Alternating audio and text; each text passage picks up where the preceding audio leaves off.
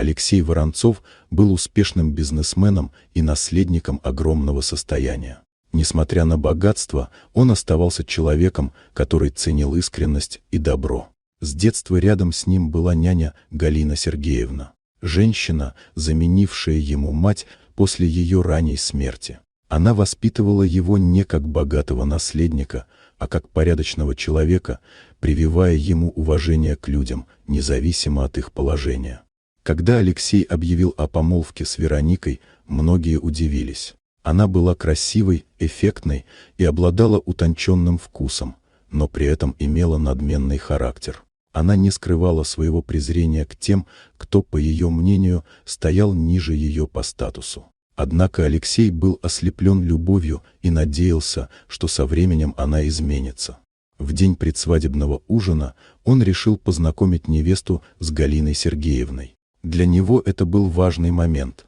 Он хотел, чтобы дорогие ему люди нашли общий язык. Когда он привел пожилую женщину в роскошный особняк, Вероника посмотрела на нее с нескрываемым презрением. Галина Сергеевна была одета скромно, но в ее взгляде читались доброта и мудрость. Однако для Вероники этого было недостаточно, ее волновал только внешний лоск. С нескрываемым раздражением она дала понять, что появление няни в таком месте неуместно. Ее язвительные слова, сказанные с холодной усмешкой, заставили Галину Сергеевну опустить глаза. Атмосфера в зале мгновенно изменилась. Гости смутились, а сам Алексей почувствовал, как внутри него нарастает гнев. Он не мог поверить, что человек, которого он собирался сделать своей женой, способен на такое неуважение к женщине, которая посвятила ему свою жизнь.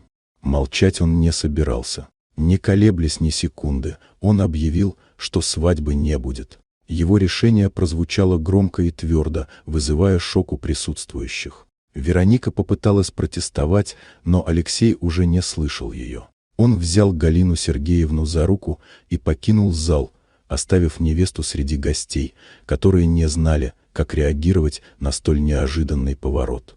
Спустя несколько месяцев в прессе появились новости. Алексей Воронцов не только разорвал помолвку, но и основал благотворительный фонд в честь своей няни. Он вложил в него значительные средства, чтобы помогать пожилым женщинам, посвятившим свою жизнь воспитанию детей. Для него это стало лучшим способом выразить благодарность тем, кто дарил заботу, не ожидая ничего взамен. Вот такая удивительная история. Дорогие друзья, если вам понравилось видео, поставьте лайк, а также подписывайтесь на канал, где найдете еще много интересного.